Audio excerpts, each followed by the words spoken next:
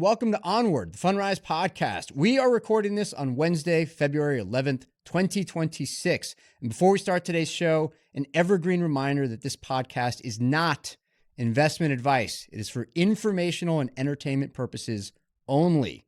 And now let's just get right on with the show. This is the Going Public So You Can Stay Private episode. I'm Cardiff Garcia of the Economic Innovation Group, joined as always by co-host Ben Miller, CEO of Fundrise. Ben, you have a very exciting announcement for the audience today, I think. Yeah, I'm so excited to be here with you, Cardiff. This is like all new for you too, but we are taking our innovation fund public on the New York Stock Exchange, and we're going to do that in a whole new way in lots of ways, right? So we're going to do it on a podcast. We're going to do it in a direct listing. And so all these new things are going to be like wild for us, and so I'm excited to walk through it with you. Yeah, you have a lot prepared. As usual, you like to keep me in suspense in the same way that the audience is also in suspense about what's going to happen. But first, let's unpack the announcement you just made. So Fundrise has an innovation fund.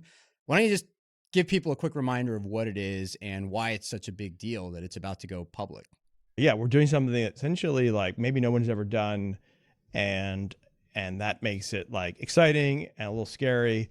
And so I have this presentation I was going to walk you through. It's all about democratizing markets. And so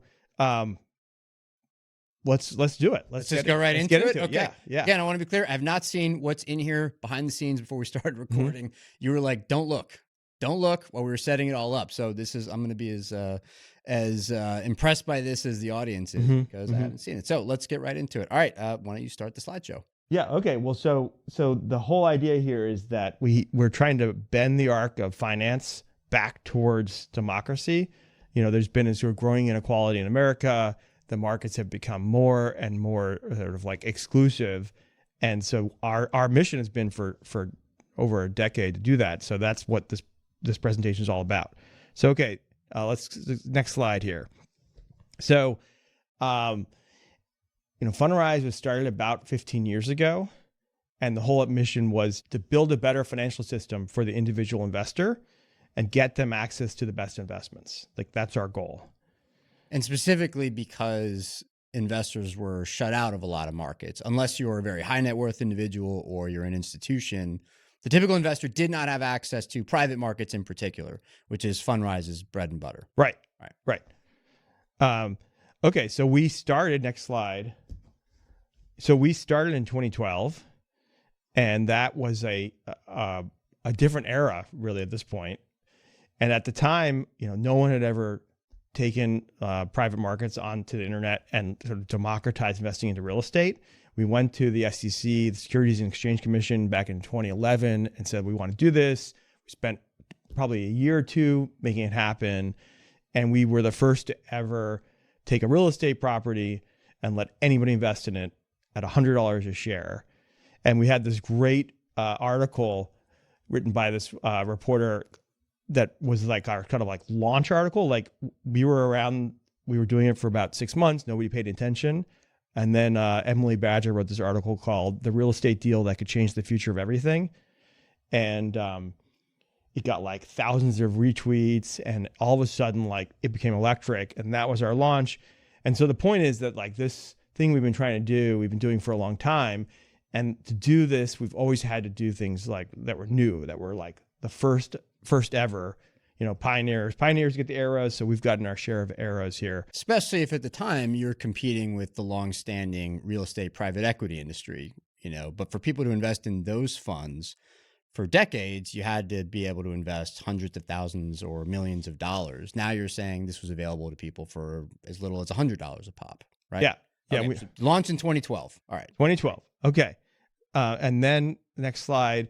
In 2015, we were the first to create like this sort of fund structure where we brought, we call it an E-REIT, but it was a private fund, private equity fund that we then made available to anybody in the country. I think over time, we lowered the minimum to $10 a share. And that was just another first. It was like the first filing under Regulation A.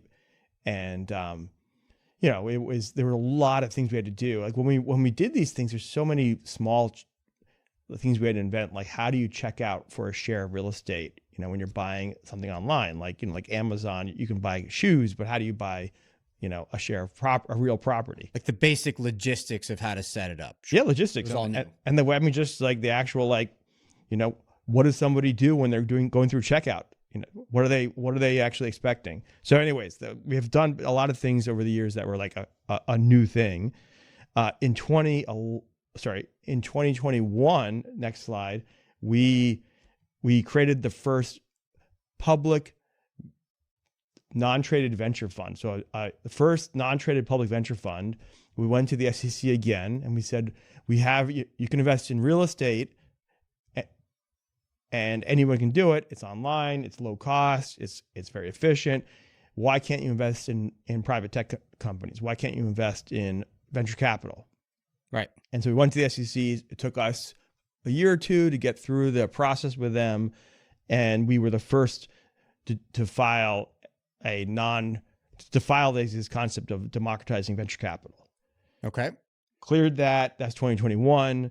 And that has been surprisingly successful. Well, I guess we filed in 2021 and we cleared in 2022. And so now we're going sort of the next first, like, if you go to the next slide, like all of the work we have done sort of take us to this moment where we've really built a company that has got scale. We have more than $3 billion of equity under management. We have millions of customers. We have, like, in real estate, we've scaled to tens of thousands of residential units. We've been around for a decade and a half. The team's 200 people. We have 100 tech professionals, engineers, software engineers. So we really know a lot about tech, private markets, investing. And then probably the most painful learning is, like, how do you work with the regulator to basically do this, right? So we have 3 public investment companies. We've cleared 108 public offerings with SEC. We've literally gone through 108 separate, like, review and get cleared, an offering with SEC, which is like, it's a lot.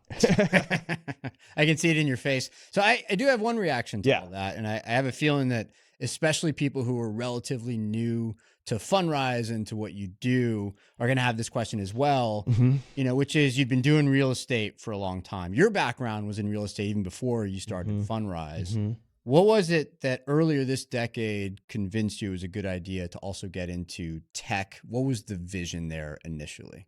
Yeah, I mean, I think we essentially succeeded in democratizing real estate investing. It became actually so normal that people don't even know that we invented it.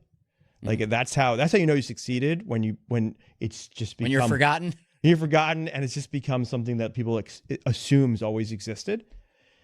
And so we were thinking about, like, what's another thing we could do that, like, our investors would be excited about, that we know about, and our team, we have a fintech platform with payment processing and APIs, and we built with AI. We built a whole real estate AI product called Real AI. We have just a long-standing amount of experience building software. And I've actually been investing in tech, going back to actually, like, the late 90s. So I've basically been around the block on as an investor, as a builder. And when we saw what was happening in the technology industry, we really saw a need. So we started thinking about, like, well, what could be the next thing? And that's really how we came upon this. And I want to walk through essentially the problem we were trying to solve. But that's, like, I think we have more technology experience than most venture people. And we definitely have some investment experience too. Yeah, one part of the story that I think is especially compelling, I have a feeling you're going to get to this in some of the slides coming, right, is that Fundrise was itself using a lot of new technologies, and that is part of the reason you were persuaded to get into this space, was that you had direct experience with these technologies, and with trying to sort of capture the technologies that were emerging at the time, earlier this decade, maybe at the end of the last decade. This wasn't just it would be fun to pivot into tech, but we don't know anything about it, let's give it a shot, right? This was because of the direct experience that Fundrise had in implementing these new technologies. And then it was a more organic process than just, oh, let's try tech because what the hell. Right. And also we've raised venture rounds. And so we've had like, I mean, I've been doing this for a long time. So, okay. So let me just get to like the next slide here, which is like, what's the problem here? Why are we doing this? Because it's not been easy. And what we're talking about doing is sort of the next mountain to climb. And so let's go talk about the problem for a minute. And then I think it'll explain why we're doing this. So slide 8 is about how the way technology companies are funded and owned has changed a lot over the last 15 years since we started Fundrise. So fewer and fewer companies are going public.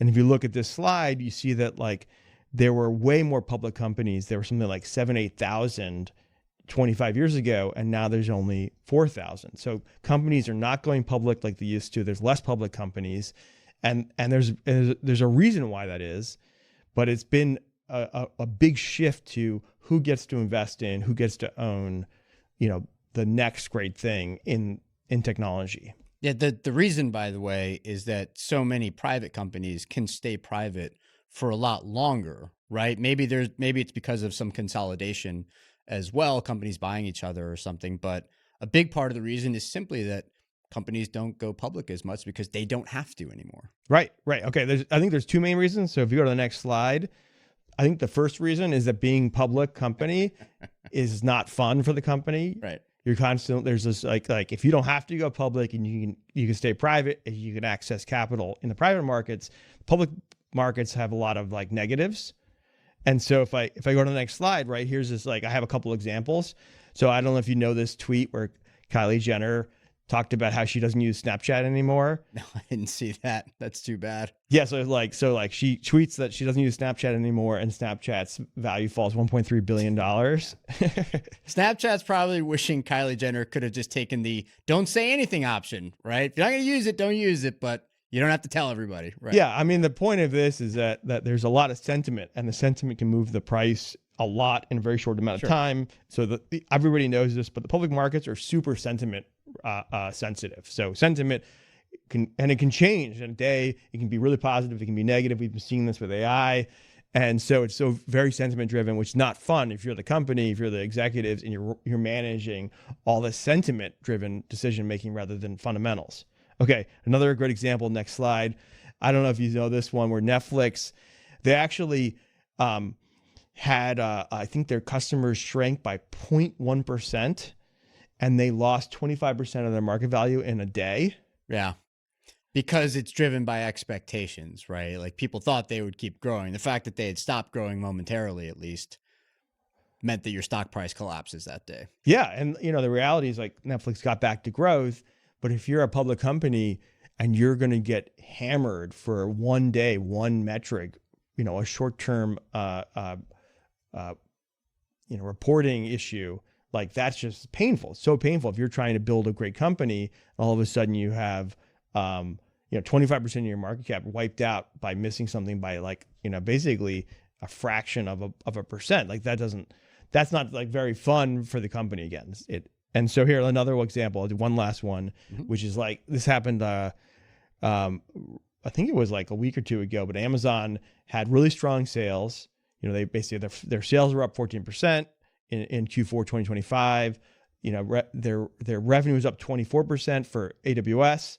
They said they're going to invest a lot in AI. They're going to invest in the future. They're going to grow their business, invest $200 billion, and their stock falls $200 billion in a day, right?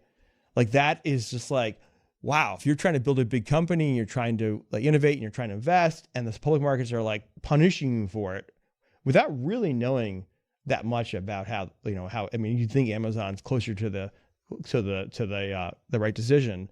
Like it makes companies not want to go public. Sure. Yeah. I will say that for the system overall, it's a healthy thing that public markets react to information, right? It enforces transparency, can enforce a certain amount of discipline, but there are trade-offs, right? And I get it that from the standpoint of somebody running a company, it's nerve-wracking, but people are going to see this, Ben, and be like, nobody should ever go public ever. I think you're about to pivot into something else, into a different lesson. But But I get what you're saying. I don't know. I mean, there's definitely benefits of public markets. Well, I don't want to get too far down the rabbit hole debating how good the public markets are at driving the right decision. Right. Future onward episode. Yeah, because I would argue that a lot of the great executives ignore the public markets. Like NVIDIA is famous for getting hammered. If you go back to when they started investing in AI, which like 2009, 10, 11, 12, their stock was hammered. The public markets hated their investment in AI, and it was like overnight when the markets realized they're wrong. And so I feel like actually only the greatest executives can weather and ignore when the market's wrong. A lot of times actually I don't know. We don't have to get into it. Okay. Anyways. Okay. Moving on. Next slide. Okay. As you said this, right? So private markets have grown like crazy. Mm-hmm. So the size of venture capital markets, like when I started venture I worked for a venture capital investor in 1997 when I was in college. And, the size of the venture market was like in the single digit billions, like, maybe 10, 20 billion, tiny sector. And now it's 1.4 trillion. Yeah. It's grown like crazy. And this is it. So if you can raise your scaled dollars in the private markets and not get punished with all this sort of volatility and public market like activism and all the regulation you have to submit to, sure. Yeah, nonsense. All the stuff that makes it like, more difficult to run your business. You don't need to. You're not going to. Mm-hmm. And you don't. And you don't. And they haven't. Yeah. Like I was thinking about like another, I don't know if you saw last year, the public markets, I think raised something like, it might have been like $25 or $50 billion in fundraising for tech companies, and the private markets raised $400 billion. So the private markets raised like 10 to 20 times more than the public markets for tech, for AI and all these cutting edge companies. And so like at this point in some dimensions, private markets are bigger than the public markets. I mean, that's wild. That's such a change to the world. And this happened, if you look at this graph, you look at the data, I mean, this happened in the last 15 years. It's very recent. It's an incredible graph. And it's something that almost by definition, people don't realize because it's in the private markets. Mm-hmm. You know what I mean? I mean, if you read the newspapers all the time or you're in this space, then of course you're aware that this has happened. But I think just the average person who just wants somewhere to put like their savings or their retirement money or whatever, they're not aware of this because it's something that you don't see. It's not on the stock market. It's happening in the private market. So they're just not aware that it's private. This whole separate thing exists. Yeah. Right. It's away from the public attention. So, okay. Let's go next slide here. Mm-hmm. So I have a couple of examples of the downstream consequences. These are fun. So Amazon went public after being in business for 3 years. They were a 3-year-old company. They went public and they created $2.2 trillion of market value for the public investor over their history. That was back in 1997, 1998. If you next slide, Meta goes public 8 years into its history. It's an 8-year-old company. It's at the time it seemed like, Meta's going to public a little late, and it creates like $1.4 trillion in the public markets for the ordinary or the everyday investor. And so this is sort of like, but you're seeing the sort of the pattern. If you go to the next slide, Uber goes public 10 years into its history, and half of the value is captured in the private market and half was captured in the public market, right? And then you go to the next slide, Airbnb. Airbnb goes public 12 years into its history, and actually, it's down since it went public. So all of the upside so far was captured in the private markets. Yeah. And then last, and this is coming up, SpaceX. SpaceX is saying they're going to go public at a $1.25 trillion valuation. And at that point, 23 years into the history of the business. So they're going public, staying private longer, as you say. They're going public later. And all of the value so far has been captured in the private markets, trillions. So we're talking about trillions. And so that's like the downstream consequences of the stuff we're talking about, which is that more and more value is being captured by the private markets, where it's high net worth high net worth investors, institutions. It's exclusive. It's insiders. It's not, my 401k. It's not normal, the normal everyday investor who have had a great return, had their 401k has been doing great. It's been one of the sort of the best things in the U.S. economy over the last few years is that, okay, the job market's not so great, but my 401k is doing terrific. Yeah, it's a good point. It's not that these companies necessarily stay private forever, although some might try for all I know, right? It's that the later that they go public, the less the ability of the average investor, the average public markets investor, to capture some of the enormous growth that these companies can show. And so as you just showed, you're like, who knows what SpaceX will do if it ever goes public, right? But for these other companies, just a smaller and smaller share of the growth is being captured in the public markets, right? It's not for every company, but those are some pretty salient examples there. Yeah, right. Okay, so let's go to the problem. So they have this problem, right? So you have public investors and you have private companies, and there's like this wall. It's a combination it's a regulatory wall. Private markets are not regulated like public markets. There's all these reasons why there's barrier between these two worlds, and there's a problem. And so people have been trying to solve this problem different ways. So like one way, if you look at the next slide, is make the private companies go public. There's been a lot of people, you see a lot of people who are journalists say like bemoan that we should force these companies to go public. They shouldn't be allowed to stay private. That's not a great solution. So I don't know how that would work exactly. You know what I mean? Like who's doing the forcing in that case? Yeah, I mean, I think it's more like complaining. Okay. Well, it seems like, but anyways, a lot of people say, practical, you see, I mean, I know lots of journalists, they say that they tell me like, oh, why don't they go public? Like, because, they know this problem exists, and there's sort of a general sentiment of like, why can't we get these companies to go public? And, there's been some work by Commissioner Atkins about, SEC Commissioner Atkins about trying to make public markets a little friendlier to private companies. But generally, the essence of the idea is like, try to get these private companies public. Yeah. I would say this, by the way, as somebody who once was a journalist for many years, you can apply that kind of complaint maybe to one or two companies if you want. But when you look at how many companies and you look at the sheer scale of the trend, it means there's something systemic going on here. Right. You can't just say, oh, these companies and their, stupid CEOs or whatever. That doesn't really make sense when it's so many companies and when this has become almost the default choice, which is to stay public or to stay private a lot longer. Right. Yeah, right. So then another proposal, the next slide, is the opposite.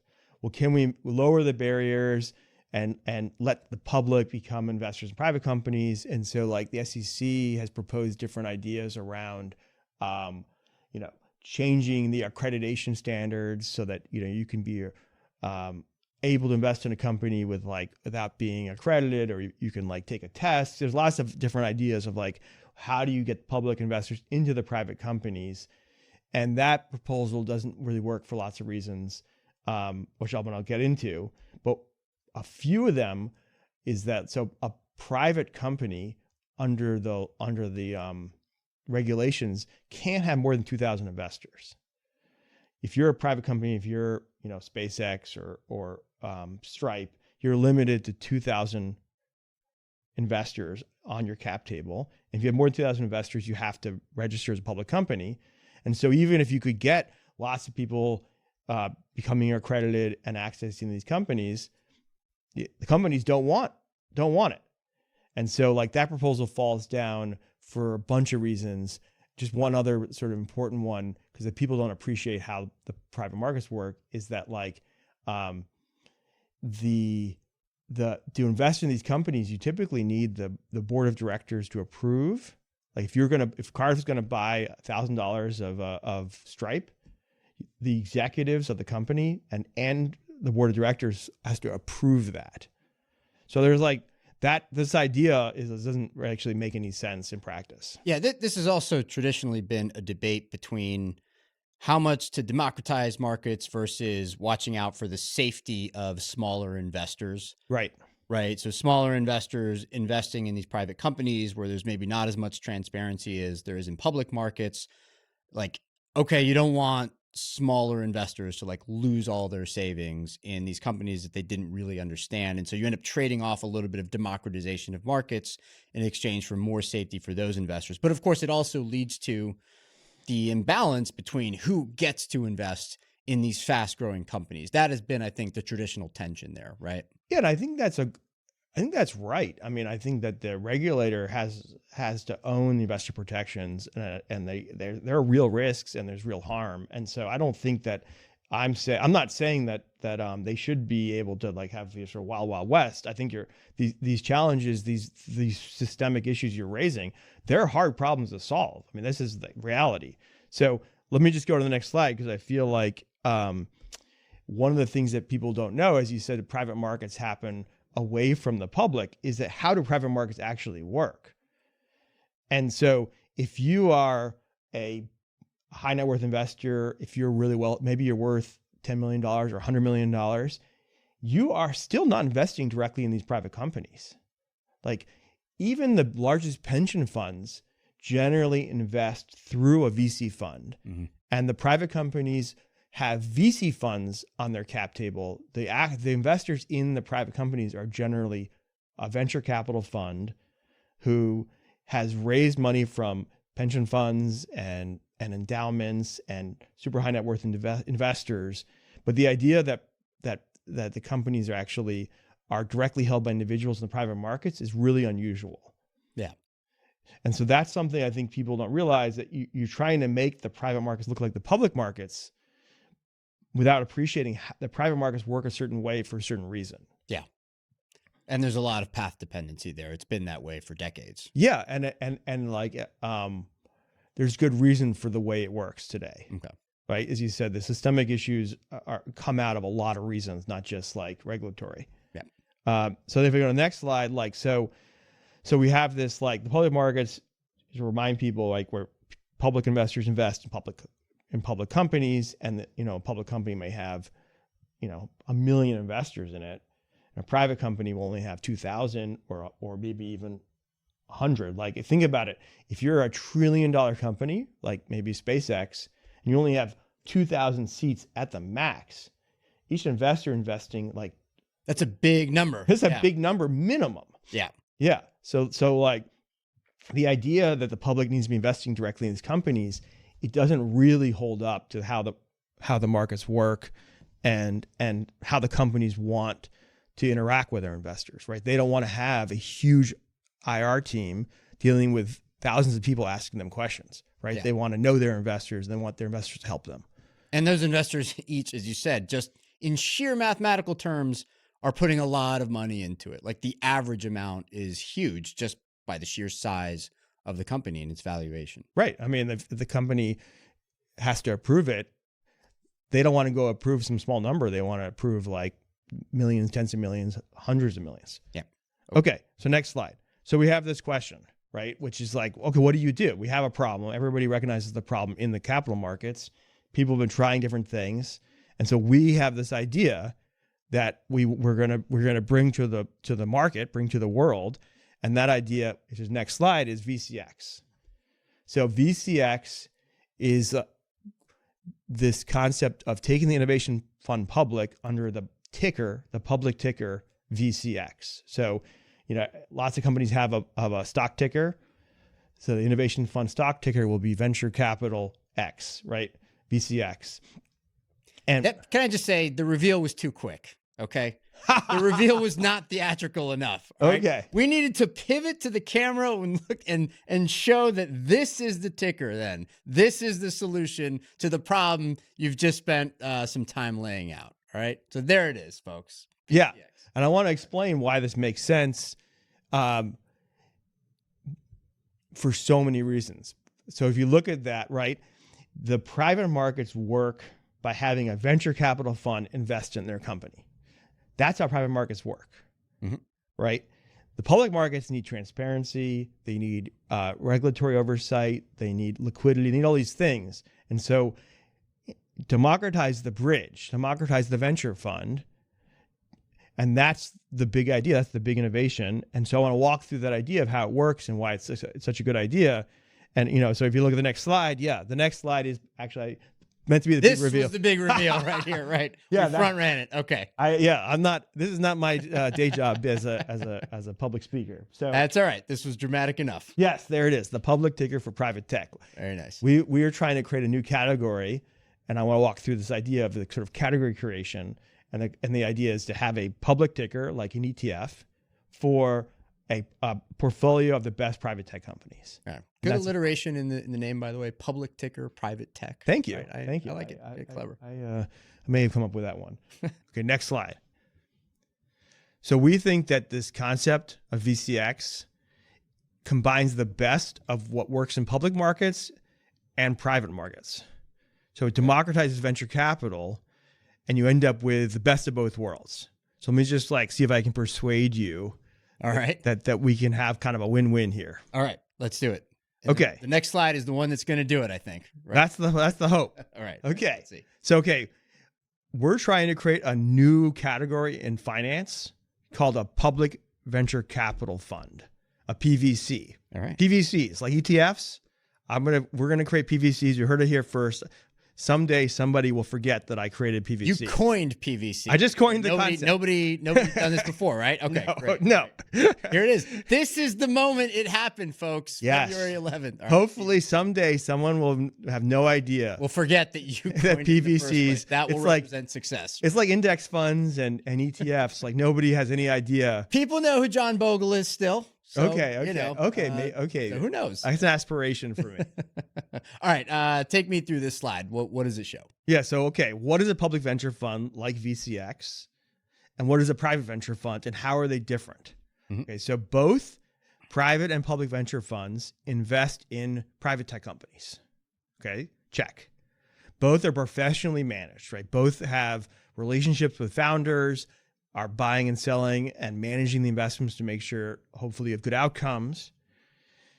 But then there's a big divergence between, I think, what a public venture capital fund would be, a PVC, and a private venture fund.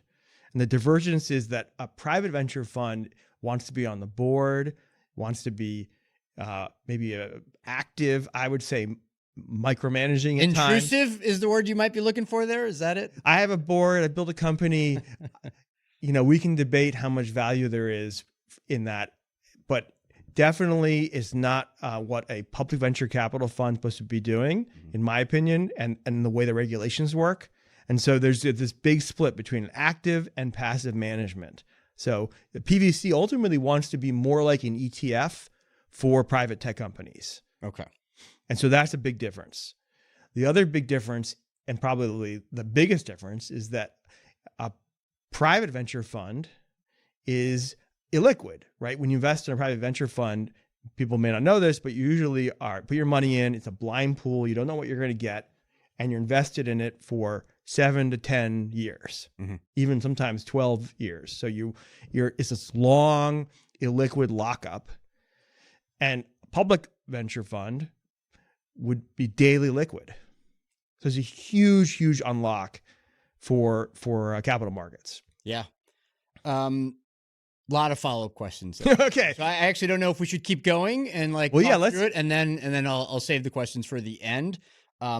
It's possible that you're about to hit some of the. Well, maybe not. Let me make one more point, Yeah, and then please. you can. And lastly is Go that for it. a lot of the questions about democratizing private markets is about investor protections, about transparency, about oversight, and so public venture funds, a public venture capital fund, would have SEC reporting, a lot of SEC requirements around governance. There's a lot of compliance, and a private venture fund, it's private. It's a free market. It's a free market vehicle, and so there's very little, if not zero, regulatory oversight. So there's a big difference between these two kinds of models, and I think that they're symbiotic.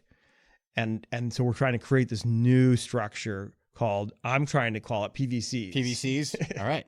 So here's, I guess, my first question Yes. is just, you have the innovation fund right now. Is the idea in its most basic terms just that you're going to convert the shareholders who are there now, or the investors who are in the innovation fund now, into public shareholders of the new fund? Is that how this is going to work? They're going to have the ability to sell their shares presumably, like, are you raising new capital? Like, what does the transition sort of look like? Yeah, I mean, it's a lot like when a private company goes public. So if you invested in a private company and the company went public, usually there's 6 months lockup, and then your shares are liquid. You can hold them, you can sell them. And so what happens is if you invested in SpaceX 23 years ago, you probably would have held them, which would have been a good idea. And if it goes public, then they're liquid. You can trade them. So when we take the innovation fund public, if and when, if you were a shareholder in the innovation fund and you had 1,000 shares, and then we list, you'll still own 1,000 shares, except for now they'll be liquid. You'll get them moved into your brokerage account. So if you have a shares today on Fundrise, you would move those to Schwab or Fidelity, and then after the 6-month lockup, you can trade them the way you trade any stock on the public exchanges. So traditionally, when a company goes public in kind of an old school IPO, they also issue new shares, raising new capital. I don't think this is a traditional IPO, right? This is something a little different. So are you going to issue new shares and raise new capital, or is this going to be a situation where the shares available to be bought by the public, right, are going to be the shares of the existing shareholders? Yeah, we looked at both options. So that there's two ways you can do it. You can do an IPO where you raise money from usually institutional investors. They come in, you sell 8 to 15% of the company to these new investors, and those are the shares that trade. And frequently the shares pop because the investment bankers running the process want to reward those sort of institutional investors who came in to facilitate the public offering. The other way you can do it, and some companies have done this, is direct listing. So Spotify did this, Coinbase, I think Palantir might have. And so they don't raise any money from the public markets. They just go public, and then their existing shareholders can sell their shares. And so there's two different approaches. We went down the path of not doing an IPO. I looked at both, and I can tell you a little bit about both. There's an interesting experience. And we chose not to raise money for institutions. Essentially, like, I'm a bit anti-institutional. I can tell. Yeah. The whole point of this is to reward the individual investor, not reward these institutions come in last minute. So we didn't. So we chose to do a direct listing. Okay, great. My other question, and this I have a feeling you are about to get to it, but let me just prompt you anyways, is more about the concept of what you're doing, right? So these shares are going to be public, and as you said earlier, obviously, individual share prices can fluctuate wildly.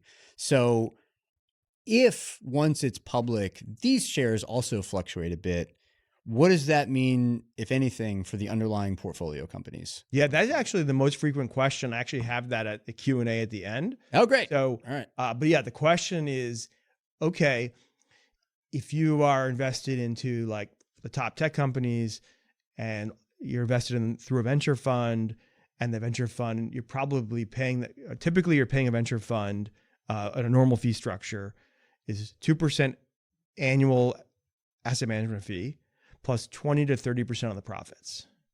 That's the normal fee structure. You pay a private venture fund, and also you're locked up for 7 to 10 years.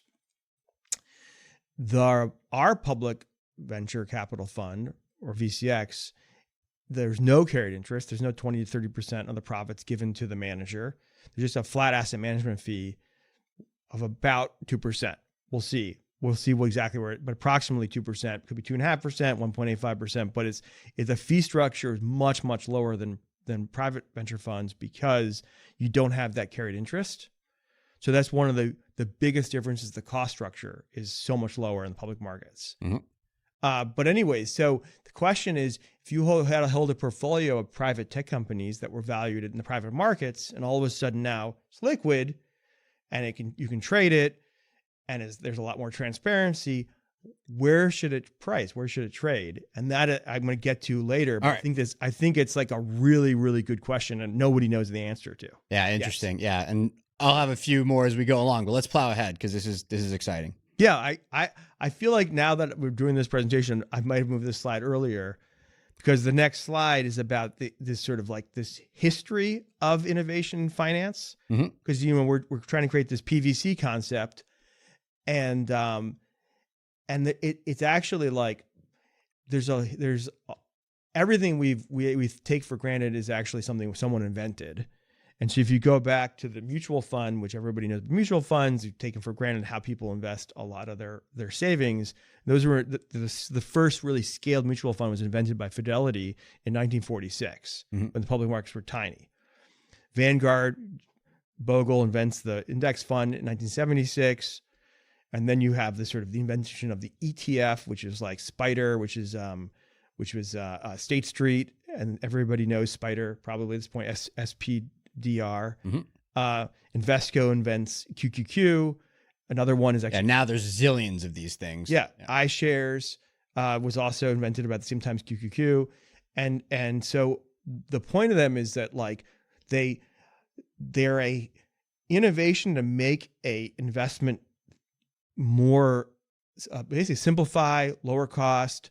Like it's, all these things that have happened in the past, like they are a combination of regulatory and sort of business practice innovation, but they end up making it easier and more democratic for people to do to invest.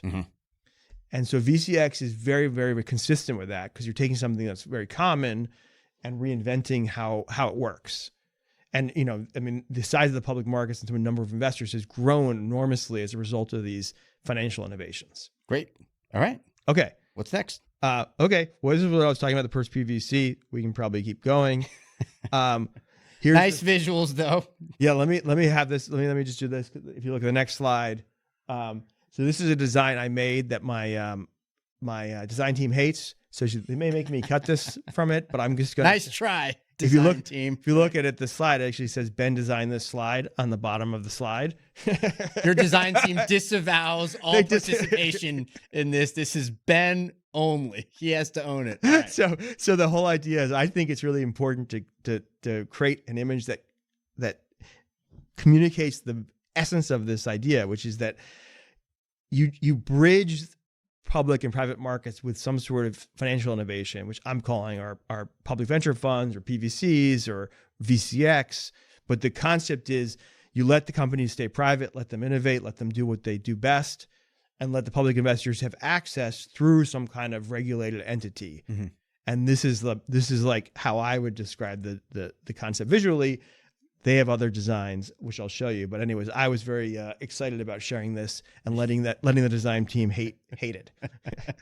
Okay, next slide. Okay, this is happening now in a specific context, which is AI has changed the need to democratize markets.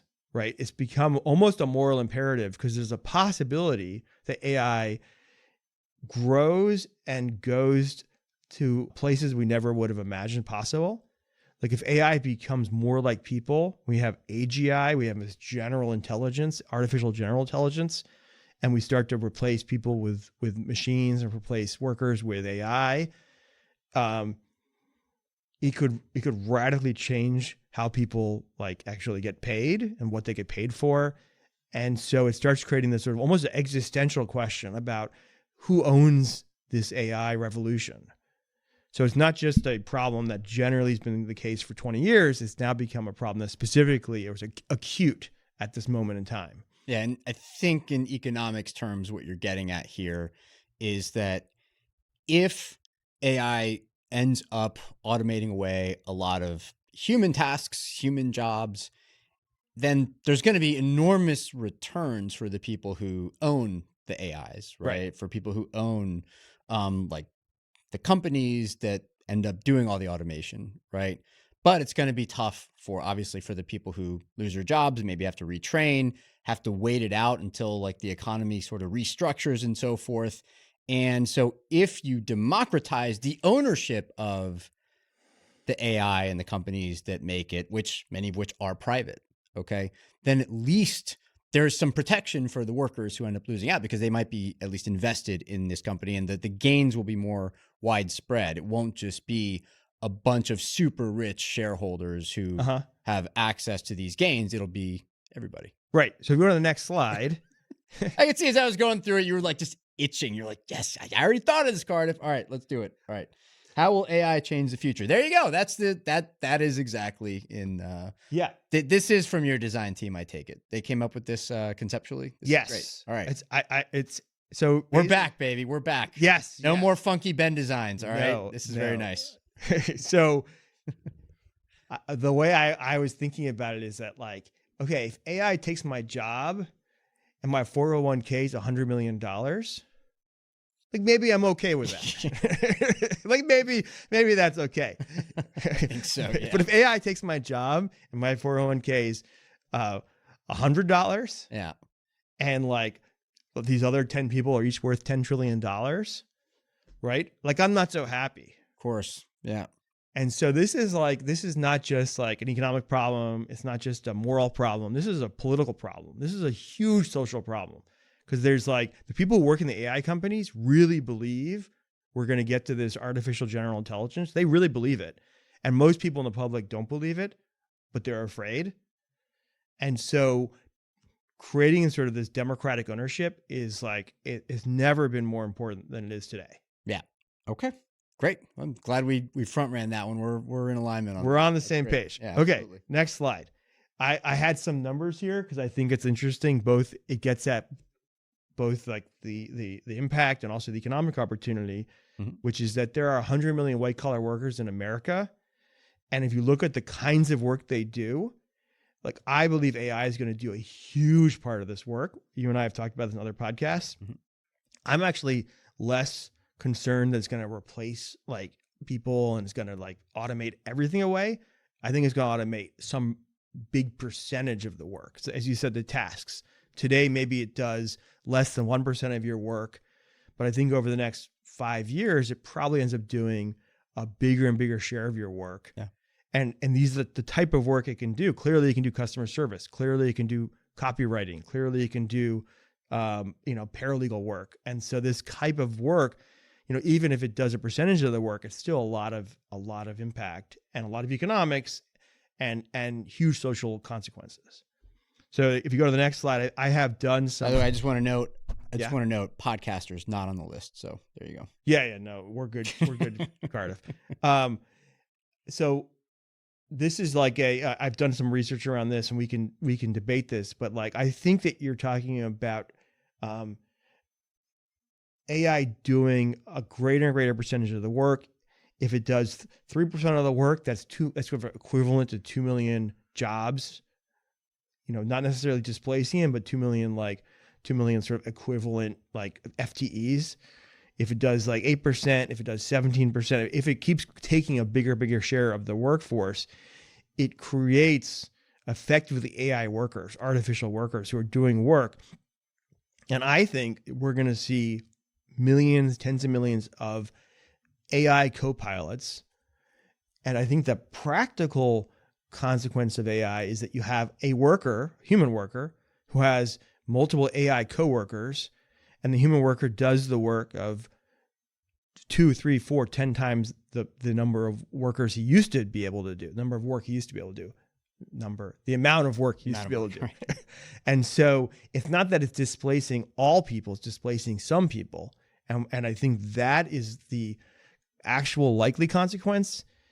And it still has the same moral and social and economic consequences for who gets to own it. And I think the fear of like the sort of Terminator is distracting us from the actual risk and the actual likely scenario, which is that it's going to have this huge impact on society. It's going to have huge economics, and we need to start doing things to make that a successful outcome for us, not just like an unequal outcome. Can I just emphasize one point though, which is that something like the democratization of markets, where more people have a stake in the gains from new technologies, that can be a good thing, whether you get the mildest version of this scenario where AI has some effects, but they're not enormous, or maybe they're a little bit more transformative than previous technologies, but it's not this huge displacement.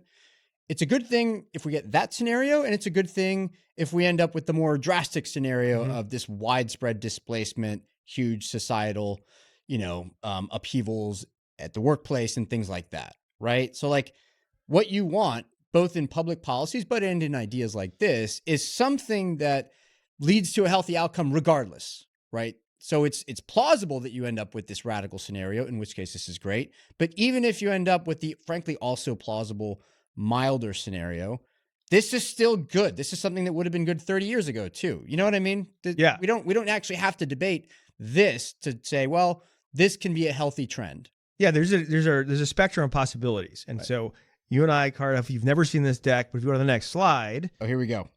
So so there is like a pattern of how tech has grown. If you go back to personal computers, like the amount of work it could do, automated, there used to be pools of typists who would sit in the middle of the office and do all the typing. There was no Excel spreadsheets. Everything was done with actual paper.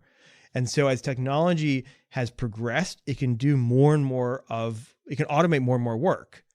And as it automates more and more work, its market share, its market potential has grown. And so, mobile made it possible. Mobile phones, mobile technology made it possible to have Uber and Airbnb and things like that. And so there's as you said, there's a range of possibilities. And I think the more likely possibility is that AI does a lot of valuable work, and it opens up new sectors that couldn't have been automated before. And that's a multi-trillion-dollar opportunity for whoever is an investor in it. Yeah. So as you said, there could be existential fear, or it can be great economics, but anywhere in that range, democratizing ownership is a good idea. Indeed. Okay, great. Okay. So let's get into VCX, because I feel like, next slide, that the questions are, okay, well, you've talked about this in concept. How does this actually work? Why are you guys, are you guys any good at this? And here's the design team's version of this slide. Beautiful. Of the bridge. If you look at that bridge is actually a Bifrost. Okay. Do you see it? Yeah. Yeah. See how it's like anyways. Very nice. Yes. They did it. Solid folks. Yeah. I'm good, but they're better. So anyways, so this idea of, okay, fine. I buy the concept generally, but do I think that you guys should be the one bridging it? Yeah. I have a feeling people are also wondering at this point, what have you invested in that would make this specific public venture capital fund worthwhile, right? Not just because the concept they might agree with, but have you nailed it, right? Yes. I'm so glad you haven't seen this deck, but it seems uncanny. Because the next slide. So this is there's the list. There's the list. There it is. So this is the portfolio of the Innovation Fund, of the public ticker VCX. And so the fund owns what I believe are the top private tech companies in the world. Especially in America. And so what's happening with AI, if you think of AI, right? OpenAI, Anthropic, SpaceX or XAI, Databricks, these are the companies that are changing the world in the private markets. And these are the companies we've invested in. I'd love to get into some of these in more detail, but generally the takeaway, if you go to the next slide here, is that portfolio is heavily concentrated in these companies, right? What people want are the top companies. They want the AI companies. And the portfolio is well more than 90% concentrated in these top tech companies.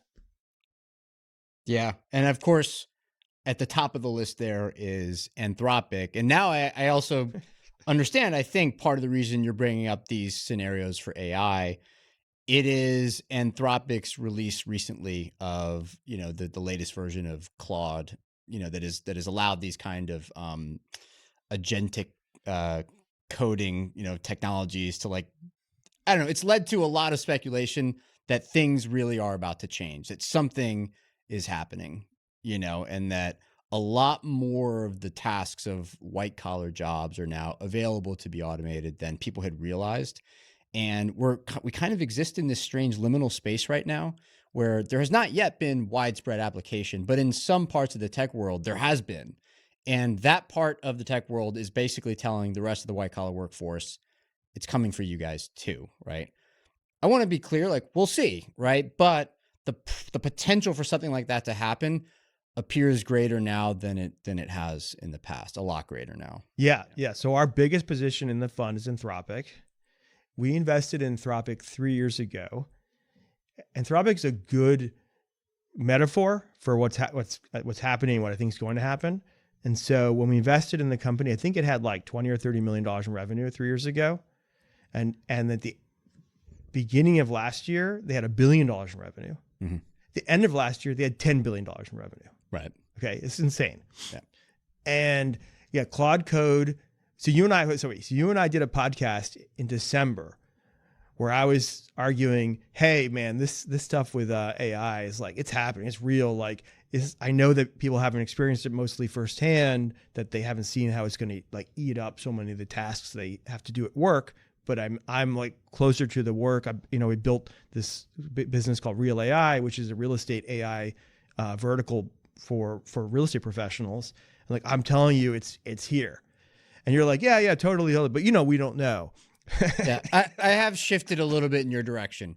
My default scenario to this thing is always, we don't really know. No. And there's a lot of variety in how this stuff works, right? Like different parts of the economy will move at different speeds. I think what you're doing is moving very fast. In the software development world, this is clearly moving extremely fast. Other parts of the economy have like specific barriers that make it harder to implement things. And in some ways, you could say that those parts of the economy will actually like fall behind the rest of the economy. But it also means that those parts of the economy, in some sense, the workers in those sectors are a little bit more protected, right? I don't mean that in like a good way or a bad way. I'm just saying that like the speed at which these things move is not, it's not like one monotonous thing. It's a whole bunch of different ways. Right. The diffusion problem. But I'm really optimistic about the way this will play out. I think that there's a win-win possibility that's most likely, whereas that the white collar workers automate a lot of the grind and stuff they don't like to do.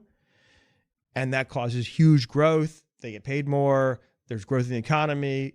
Actually, AI probably drives inflation down because essentially technology is a disinflationary force. So I think that there's a win-win-win outcome here. And I think people's fear is getting a little bit in the way of actually like some of the good policies we should be having. But the point is, there's a range of possibilities, and Anthropic's showing that you can automate software, software development, software programming in ways that were unfathomable 5 years ago, just completely like the sci-fi. Yeah. And that's your biggest investment. And that's our biggest investment. Yep.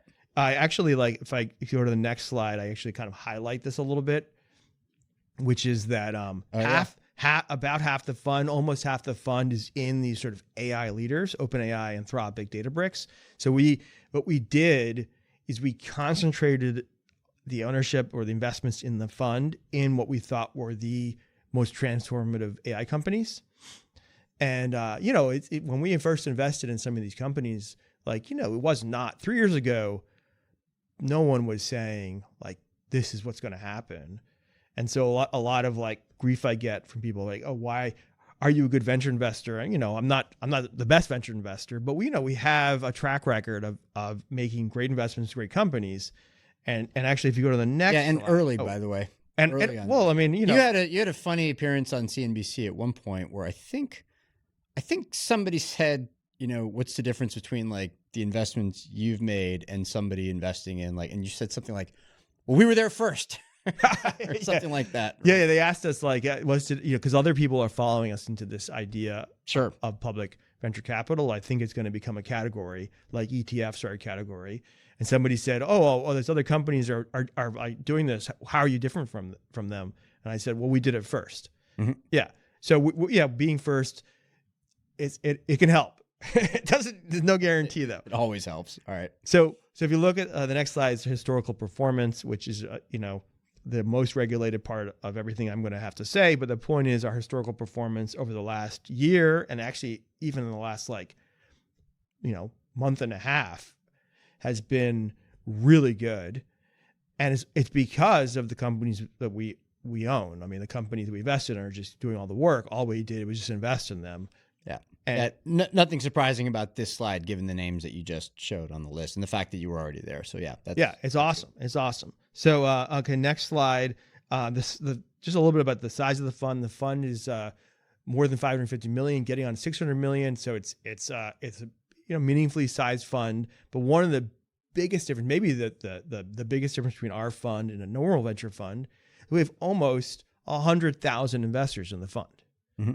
A normal venture fund actually is limited. You're not allowed to have more than 100 investors in a venture fund and still be a private fund. There's a rule. And so the idea that we democratize investing into these companies and they're not, they're pre-IPO, maybe SpaceX goes public, maybe OpenAI goes public, but our 100,000 investors invest before.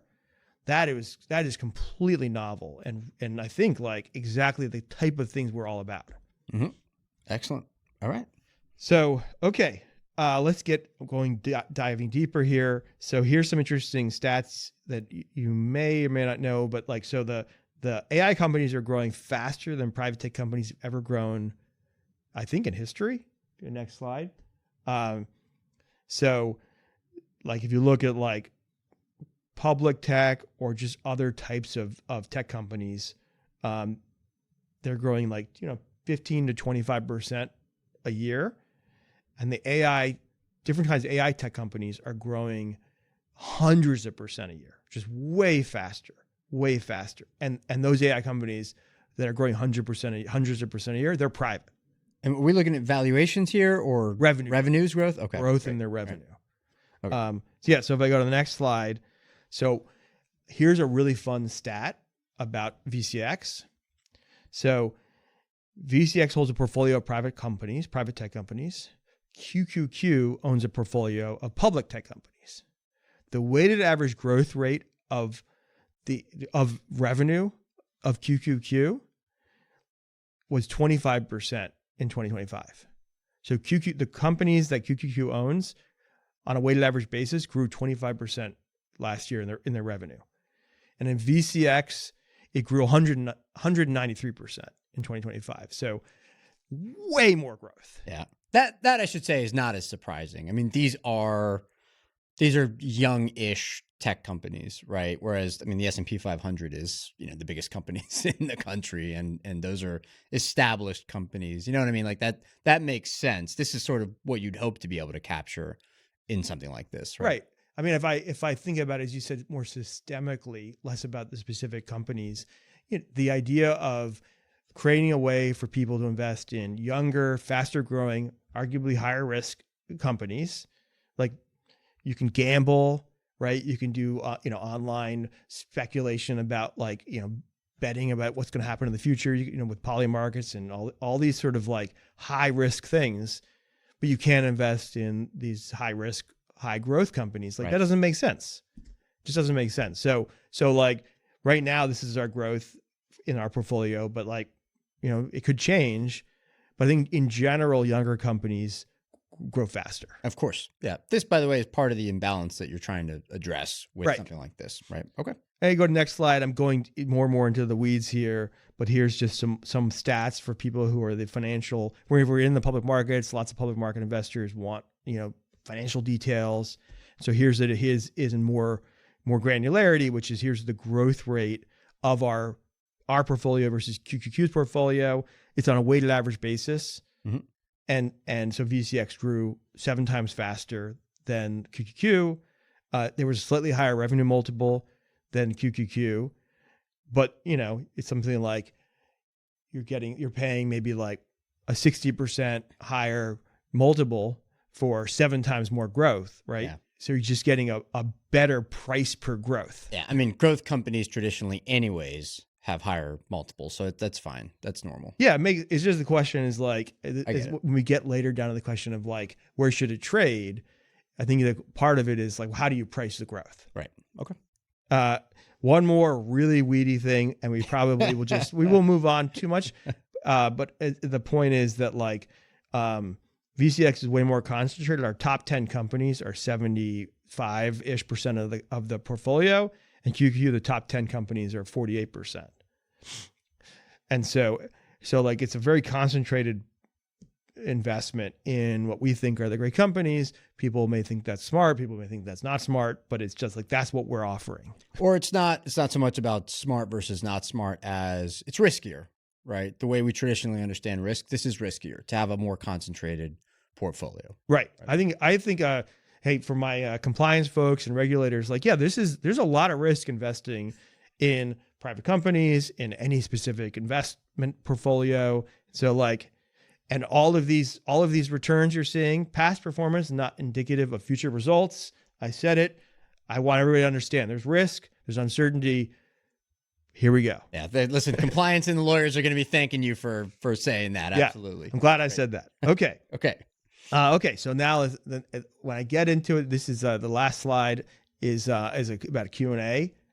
And so if you go to the slide after this one, I have some Q&A. And so I anticipated the question you're going to ask, which is basically about how do we think about this being priced in the markets? Like how do public venture capital funds end up getting received by the market?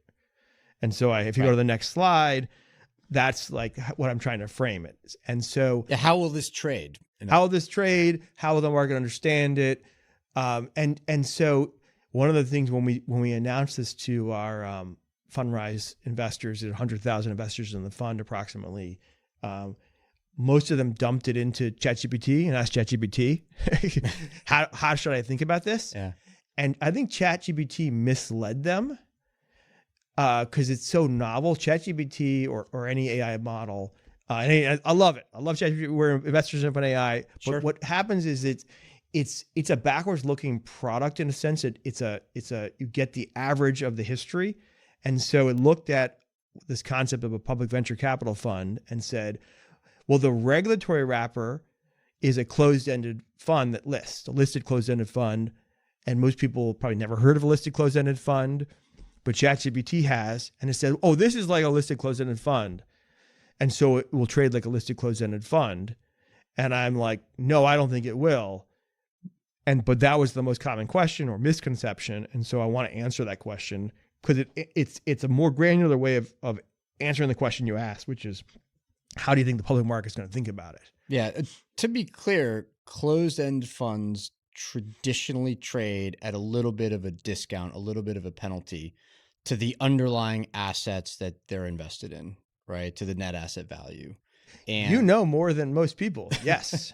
But the reason I know that, but the reason I bring this up is also because the question in my mind was the portfolio companies that the Innovation Fund is invested in, those companies remain private. And so the fund itself will have a lot of like transparency, but you're still not going to have the public market transparency in those portfolio companies themselves. And so I was wondering if there would be a kind of penalty in the trading of this fund, once it's on the public markets, just because of the disparity there between like the transparency you usually get with a company that's listed on the stock market versus the portfolio companies that this public fund is invested in. Right.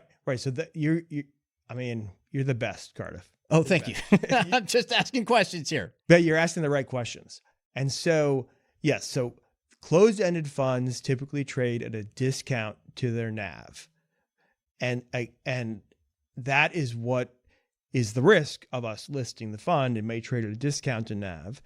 And that's very common. And the average closed-ended fund traded at about a 5 to 7% discount in January last month. So that will give you a sense of kind of how much the market will discount on average closed-ended funds. But let's just talk about closed-ended funds because this is exactly what ChatGPT said. And so we go to the next slide. But ChatGPT is right about that traditionally closed-ended funds do trade at the... Yeah, okay, so that's... Right. The ChatGPT was right about closed-ended funds. Okay, all right. So what is a closed-ended fund? A closed-ended fund is a fund that typically holds public stocks and public bonds. Mm. And I asked ChatGPT, what are the most common holdings of a closed-ended fund? And it was Microsoft, Apple, Amazon, Alphabet, NVIDIA, Meta. So it's public stock. So you basically take a public stock that you can buy and wrap it in another vehicle that has a fee load of maybe 1 or 2% a year. So it trades at a discount because basically you're buying the exact same thing you can get in the public markets with more expense load. Mm-hmm. So it's not surprising to me that a closed-ended fund would trade at a discount to NAV, because the NAV is, you could in an efficient market, you can get that NAV. You're losing a small cut. You're losing a small cut of it. Yeah. Okay. And so, and there's 383 listed closed-end funds. Okay. A PVC, or a private venture fund, right? It holds private tech companies. So like SpaceX, OpenAI, Databricks, Anthropic, Anduril, Ramp. So that is such a different portfolio than Mag 7, than public tech. Yep. And so when they say, oh, but it's like it trades at a discount, I say, well, we don't really know, because the assets are so different. Ultimately, it wants to trade based on the market's expectations of those assets. Not, I mean, the regulatory wrapper is kind of irrelevant. Should be irrelevant. And that's actually often been the case with other inventions. Like the ETF is just a reinvention of a mutual fund. A money market fund is actually a reinvention of a mutual fund too. Mm-hmm. And they became normalized, and people don't think of them as like a form of mutual fund, and this is also a 40 Act fund structure. You just reinvent the kind of assets it holds, the kind of like parameters you follow. And I think we'll create this category of PVCs, and I think they'll trade different from closed-end funds, normal closed-end funds. How they trade, I don't know, but I think that they're going to be seen as a different asset class for logical reasons. Mm-hmm. Okay. And in terms of what you think the Innovation Fund, or VCX, is going to do, how do you think it's going to stand out or differ from these traditional closed-end funds in terms of how it ends up trading, given the comparison that you just made? Well, okay, so that's something I'm not allowed to say. Okay. But let me keep going here. I never know when I'm tripping the wires here. No, man. you can ask. I just have to. I have to be very careful. All right, fair enough. Fair enough. Okay, great. So yeah, so if you go to the next slide, the question you're asking is should a PVC or should private companies trade? That's basically what I'm asking. Should it trade at a premium or discount? And so what I want to do, because this is the regulatory learning I have. This is the tricky part. Is that you want to present a balanced answer. Okay. And also I'm going to walk through this, but I'm going to basically, if you go to the next slide, I'm going to talk about it generally. Okay. Not necessarily VCX. You go, basically. Talk about it generally. I won't even, in this case, I won't follow up, because I know this is where things get a little... No, actually, it's great if you follow up. You can say whatever you want. I just have to be really careful. So the first thing, we keep saying net asset value or NAV. I want to make sure people understand what that is. Please. And so the net asset value is all of the assets of the company. Mm-hmm. And so in our case, it's the private company investments. It's some liquid assets, cash, and you add up the value of all those things. And that's your total value, or your net asset value, because you might have some liabilities. Maybe you borrowed some money, so that would be deducted from the net value of the fund, and that's net asset value. Okay, so now we say, okay, we understand the math of it, but now let's get sort of inside of that. So if you go to the next slide, this looks at the net asset values of VCX, and you see, as you said, it's super concentrated in like these handful of companies, 10, 15 companies that we think we're really excited about. And if you go to the next slide, you sort of say, oh, how are we marking these companies, these investments in these companies? Mm-hmm. And generally we mark, or we hold the value of them based on where the venture funds priced them in the last round. So Anthropic just raised a round, Databricks just raised a round, OpenAI just raised a round. When they raise a round, you get a share price. We often invest in those rounds, but you get a share price. That share price is the price by which we generally hold the value of the stock in the portfolio. So we say, what's the NAV of VCX or any other kind of fund like ours? It would be the combined value of the shares plus cash and plus any liquid assets. And so understanding that essentially the NAV is the private market pricing of the companies. Right. The one easy way to think about this is with a hypothetical. So if there's a closed-end fund and it owns, I don't know, I'm making things up here, but one share of a company that's worth $50 and a share of another company that's also worth $50, the net asset value is $100. So if the closed-end fund is trading at $95, it's trading at a 5% discount to the underlying, to the net asset value. Yes. Right. Yes. Okay. So now let's go to the next slide, because I think this gets to the question. Okay. So I'm going to try to argue a balanced approach, which is that it could trade at a premium or it could trade at a discount. Okay. So why should a public venture capital fund trade at a premium? So here are the arguments for a premium. The biggest one is a liquidity premium. So you have the same assets or very, very similar assets as a private venture fund, but instead of being locked up for 10 years, it's liquid daily. Right. So normally you have to, if you're going to be locked up for 10 years, you're not going to get your money for a decade. You want to get higher returns. You want to get some kind of premium for being locked up.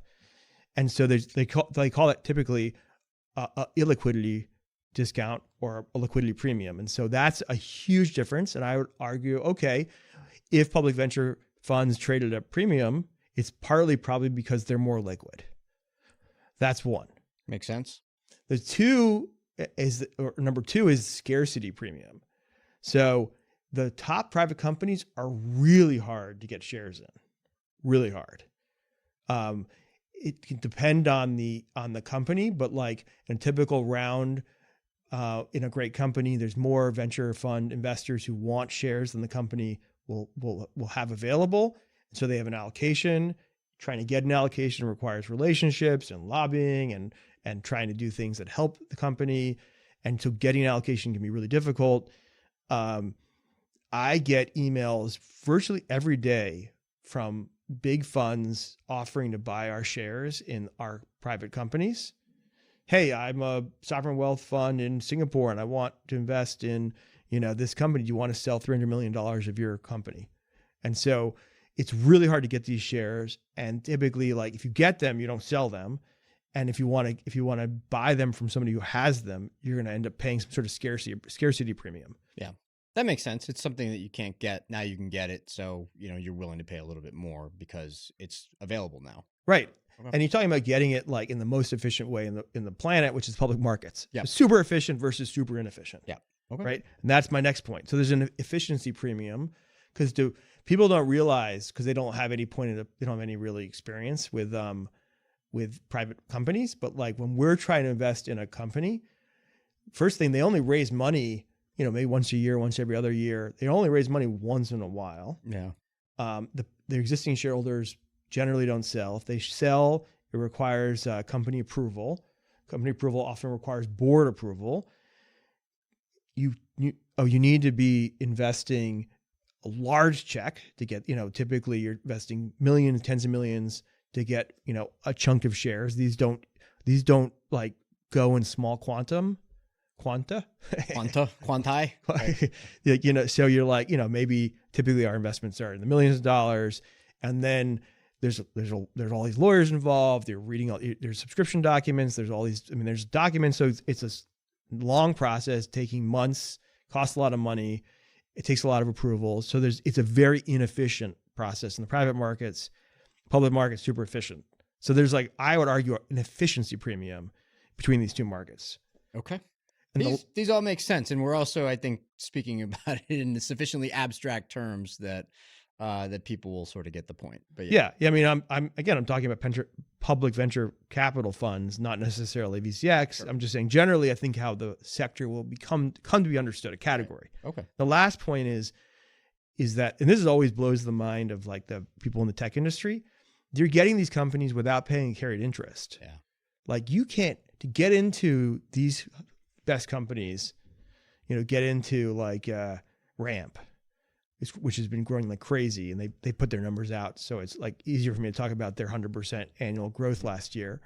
You typically paying 20-30% of the upside. So like the idea that you're not, and you're buying it for like $18 a share versus like millions, to get in. Like, that's so crazy. It's like, honestly, for the last year, when I've told venture players, like, here's our portfolio, they don't believe me. They're like, it's impossible. It's impossible you did this. Yeah. So anyway, those are the reasons why it may trade at a premium. But there are definitely, if you go to the next slide. Yeah, here comes the other side. Although we already talked about a couple of these. So right. But yeah, this. And there could be more, right? Right. I mean, like we don't know how it's going to trade. But it could trade at a discount, as you said. And so I think that the big ones are, I think the biggest one is that sentiment is highly volatile and expectations can change. So if a month ago, everybody thought AI was a bubble, and I think that like it could have been received poorly. People, AI is overpriced. These companies are overpriced. It's, this is not, we don't think this is right. And now everybody's gotten all excited again, and AI has gotten really hot. And but the sentiment for the portfolio could really affect the price of how it trades. Yeah. Okay. The second one is that they may say, okay, VC funds are investing in these companies at X price, X valuation of the company, but we think the private market is overpricing it. And that definitely happens. That definitely happened in 2021, and it happened in the public markets too. But like, just because the private market is pricing it that way doesn't mean the public markets agree, and doesn't mean that it's a good price. It just means that's how private markets are pricing it. And so you could have a market failure in pricing. Yeah, these first two, by the way, items here on this list, these are pretty standard. These are well known. Is something overvalued? Is it undervalued? Like, it's part of that universe of, is it attracting too much attention? That kind of thing. This is understandable. Yeah. And this is just about trying to arrive at the right, price. Like, am I investing in this at the right valuation? Right. And I kind of expect it to go up and down. Yeah. So it could trade at a premium, and then it could trade at a discount. It could trade at a discount, it could then trade at a premium.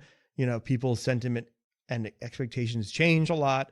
And so even if it traded one way, it doesn't mean it couldn't change. And so at some point, probably over the life of the fund, it will trade at a discount and may trade at a premium.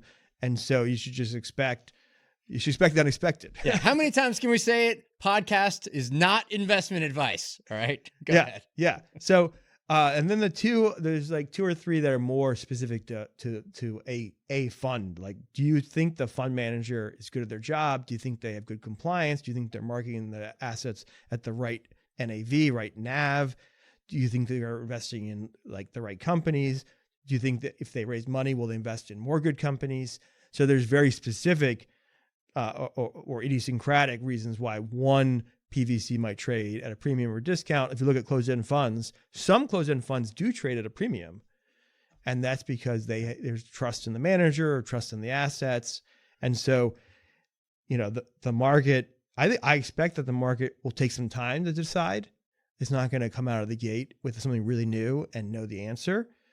And so one of the fun things about being a pioneer is that, you'll get punished in the short run, normally, hopefully rewarded in the long run. So we're going to go out and do something that the markets there's going to be activists. There's probably going to be people shorting it. There's going to be people who are critical. Hopefully Matt Levine writes about us. And so it's going to be wild. I mean, it's really anybody's guess what's going to happen. All right.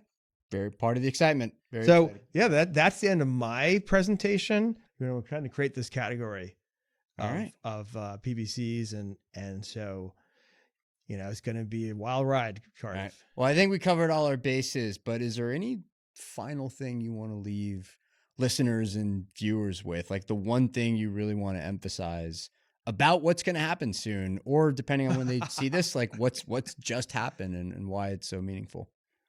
Well, I mean, I'm just hoping that people believe in the concept of democratizing markets, and that they see the need and the rationale. It's for me, it's less about price. I think it's more about change. And I'm hoping that we can change the way the markets work. Which is the public markets have become a lot of the logic of democratizing investment has broken down because of the way that the systemic issues of the private markets and public markets and the barriers that have grown over time. And I'm hoping that we tear those down. And I'm hoping people want to be part of that change. Yeah, well, I got to say, it was a super compelling presentation. I have a feeling that viewers are going to find it every bit as enticing and interesting as I did. So, all right, good luck. Onward. You have been listening to Onward, the Fundrise podcast featuring Ben Miller, CEO of Fundrise. I'm Cardiff Garcia of the Economic Innovation Group and host of the new Bazaar podcast. We invite you again to please send your comments and questions to onward@fundrise.com. And if you like what you heard, rate and review us on Apple Podcasts and be sure to follow us wherever you listen to podcasts. Finally, and for this episode, this is especially important to point out. For more information on Fundrise-sponsored investment products, including relevant legal disclaimers, please check out our show notes. Thanks so much for listening, and we'll see you next episode. It was the stock market that started history's greatest wave of wealth creation. From factory workers in Detroit to farmers in Omaha, anyone could own a piece of the great American companies. But today, our most innovative companies are staying private longer, which means everyday Americans are missing out. Until now. Introducing VCX, the public ticker for private tech.